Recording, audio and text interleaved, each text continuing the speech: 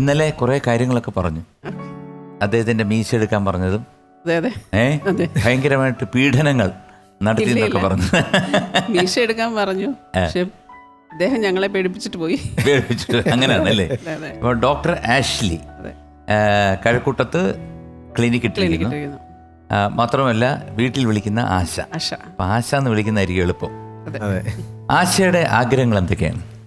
ആശയുടെ ആശ എന്തൊക്കെയാണ്? ആശയുടെ ആഗ്രഹം തൽക്കാലം ഇപ്പം ക്ലിനിക്ക് നന്നായിട്ട് പോകണം, പിന്നെ പ്രൊഡക്ഷൻ നന്നായിട്ട് പോകണം, മോള് അവളുടെ പഠിത്തം കാര്യങ്ങളൊക്കെ നന്നായിട്ട്, അതൊക്കെ തന്നെ. ഇദ്ദേഹത്തിനെ കുറിച്ച് എന്ത് പറയും? ഇദ്ദേഹം ക്യാരക്ടർ വൈസ് പറയുകയാണെങ്കിൽ നല്ല സിൻസിയർ ആയിട്ടുള്ള ഒരാളാണ്, വളരെ സിൻസിയറാണ്.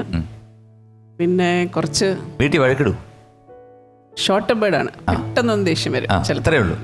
പിന്നെ അങ്ങ് പോകും. അത് വരുന്നത് പോലെ അങ്ങ് തിരിച്ചേക്ക് പോകും. തിരിച്ച് അങ്ങനെയൊന്നുമില്ല, ഇല്ല. അതുകൊണ്ടാണ് നമ്മൾ അങ്ങനെ ദേഷ്യമൊന്നും വരാത്ത ഒരാളാണ്. പിന്നെ എപ്പോഴും ഒരു പോസിറ്റീവ് ചിന്താഗതിയുണ്ട്. ഭയങ്കര കുറവാണ്. ഞാൻ ആകെ ദേഷ്യപ്പെടാറുള്ളത് എൻ്റെ മോളുടെ അടുത്താണ്. അതെല്ലായിടത്തും അങ്ങനെ. സീനിയർ ആയിട്ടുള്ളൊരു കൂട്ടുകാരിയെ വളരെ ഫ്രണ്ടായിരുന്നു, ആ ഫ്രണ്ടിനെ തന്നെയാണ് കല്യാണം കഴിച്ചത്. അപ്പോൾ അത്രയും നാള് നിങ്ങൾ ഇങ്ങനെ പരസ്പരം ഫ്രണ്ട്സായിട്ട് മാത്രമാണ്? ഒരു പ്രാവശ്യം പോലും അല്ലല്ല. ഈ ഫസ്റ്റ് റാഗിങ്ങിന്റെ ഇൻസിഡന്റ് മീശയൊക്കെ വെച്ച ഒരാൾ വന്നപ്പം ഒന്ന് വരട്ടാന്ന് വിചാരിച്ചു പോയതാ. പക്ഷെ ഇദ്ദേഹം തിരിച്ചു ഞങ്ങളെ വരട്ടി, ജാടയെ കാണിച്ചു. എന്താണ് വരട്ടിയത്? അത് പറ്റില്ല, നിങ്ങൾ എന്ത് ചെയ്യാൻ പറ്റും നോക്കെന്ന് പറഞ്ഞ്. അപ്പൊ നിങ്ങൾക്ക് ശക്തി ഇല്ലായിരുന്നു? നിങ്ങൾ പെൺശക്തിയല്ലേ? ഈ അടുത്ത കാലത്താണ് പെൺശക്തി ഭയങ്കര. അപ്പൊ അന്നത്ര ഇല്ലായിരുന്നു. അന്ന് ഞങ്ങളൊന്ന് വരണ്ടുപോയി മരിച്ചു. പിന്നെ നല്ല ജാടയുള്ള ആളാണെന്നുള്ള മട്ടില് ഒരു തരത്തിലും മിണ്ടാനോ കമ്മ്യൂണിക്കേറ്റ് ചെയ്യാനൊന്നും 4 വർഷവും പോയിട്ടില്ല. ഓ, പിന്നെ ആ ഡിഗ്രി ഒക്കെ കഴിഞ്ഞ് വന്നതിന്റെ ഒരു ഇത് ഉണ്ടായിരുന്നു. നമ്മുടെ ജസ്റ്റ് സീനിയേഴ്സിന് നമ്മുടെ അടുത്ത് അവസാനം വരെ ദേഷ്യം, ആണുങ്ങൾക്ക് കൊണ്ടുവരുന്ന ദേഷ്യം. കാരണം അവർ പറഞ്ഞ് കേട്ടില്ല എന്നുള്ള സാധനം കുറച്ചു കാലം ശത്രുത. പിന്നെ ക്ലിനിക്സിലേക്ക് വന്നപ്പോൾ അത് മാറി.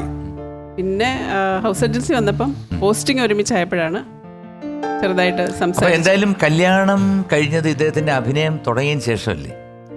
അതെ, ജ്വാലയായി ഒക്കെ ഉള്ള സമയത്താണ്. അപ്പോൾ അങ്ങനൊരു നടനെ സ്വീകരിക്കണം. പിന്നെ രണ്ടാമത് ഇന്റർകാസ്റ്റ് മാരേജ്, അങ്ങനെയൊക്കെ വന്നപ്പോഴത്തേക്ക് ഒരുപാട് പ്രശ്നങ്ങൾ ഉണ്ടായില്ലേ? പ്രശ്നങ്ങൾ അങ്ങനെ വലിയ ഇഷ്യൂസ് ഉണ്ടായില്ല, ശരിക്കും പറഞ്ഞാൽ ഉണ്ടായില്ല. പിന്നെ കോളേജിലെ ഇദ്ദേഹം എല്ലാ വർഷവും ബെസ്റ്റ് ആക്ടറും ആ ഒരു അതെല്ലാം ഉണ്ടായിരുന്നു. 5 വർഷം കോളേജിലെ ബെസ്റ്റ് ആക്ടറും. ഞാൻ MG കോളേജിൽ പഠിക്കുമ്പോഴും അങ്ങനെയുള്ള പരിപാടിയൊക്കെ ഉണ്ടായിരുന്നു. നമ്മുടെ കോളേജിൽ ഞാൻ തന്നെ എഴുതി ഡയറക്റ്റ് ചെയ്ത് ഞാൻ തന്നെ ഹീറോ ആയിട്ട്, ഞാൻ തന്നെ അല്ല, എൻ്റെ അതല്ല എൻ്റെ. അതെ, അങ്ങനെ 5 വർഷം ബെസ്റ്റ് ആക്ടർ ആയിരുന്നു കോളേജിൽ. അപ്പൊ അന്ന് ഇതൊക്കെ ഉണ്ടായിരുന്നു, കലയൊക്കെ അന്നേ ഉണ്ടായിരുന്നു. അപ്പം എന്നാലും ഒരു അഭിനേതാവിനെ വിവാഹം കഴിക്കുക എന്ന് പറയുമ്പം ഇപ്പോൾ ഒരു നായികയെ കെട്ടിപ്പിടിക്കേണ്ട ഒരു സീൻ വരും. അപ്പോൾ അതിനൊക്കെ ചെറിയൊരു വിഷമം ആശയ്ക്ക് എവിടെയെങ്കിലും തോന്നിയിട്ടുണ്ടോ? അങ്ങനെ തോന്നിയിട്ടില്ല. അങ്ങനെ ഒരു സംഭവം ഇല്ല. അതാണ് ശരിക്കും. അതെന്താ? എന്റെ കൂട്ടത്തിലുള്ള ആൾക്കാരൊക്കെ പറയുമ്പോഴേ ഞാൻ അഭിമാനത്തോടെ പറയുന്ന സാധനമാണ്, ഈ പുറത്തേക്ക് വരുമ്പോൾ വിളിക്കുക, എപ്പോൾ വരും ചോദിക്കുക, അങ്ങനത്തെ കാര്യങ്ങളൊന്നും ഇല്ല, ഡിസ്റ്റർബൻസ് ഒന്നും ഇല്ല. പിന്നെ ഞാൻ ഒരുപാട് നമ്മുടെ സീനിയർ മോസ്റ്റ് ഞാൻ ദേവേനയുടെ ഹീറോട്ട് അഭിനയിച്ചിട്ടുണ്ട് തമിഴില്. ചാരി ഉണ്ടല്ലോ നമുക്ക് പറക്കാൻ, അവരുടെ കൂടെ കുറേ ആൾക്കാരുടെ കൂടെ അഭിനയിച്ചിട്ടുണ്ട്. ഈ പറഞ്ഞ കുറേ റൊമാൻസ് ഒക്കെ ചെയ്തിട്ടുള്ള സമയത്തും ഒക്കെ അങ്ങനെ അതിനെ പറ്റിയിട്ടൊരു അതൊരു തൊഴിലിന്റെ ഭാഗമായിട്ടാണ്, അല്ലാതെ അങ്ങനത്തെ പ്രശ്നങ്ങളൊന്നുമില്ല. നോക്കില്ല. ഇല്ല. എന്താണ് ആശയുടെ ഹോബി? എന്താണ്? Of course, you are a dental this thing. Actually, അതിലായതുകൊണ്ട് അങ്ങനെ സമയമില്ല.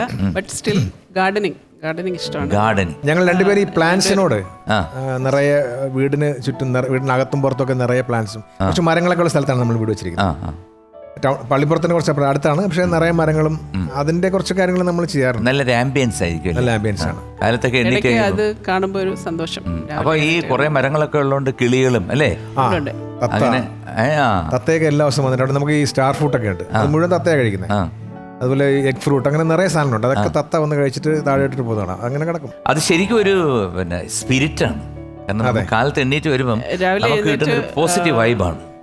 വീടിന്റെ വലിയൊരു വര, അവിടെ ഇരുന്ന് ഒരു കപ്പ് ചായ കുടിക്കുന്ന ഒരു സന്തോഷമാണ് എല്ലാ ദിവസവും രാവിലെ, ഏർലി മോർണിംഗ്.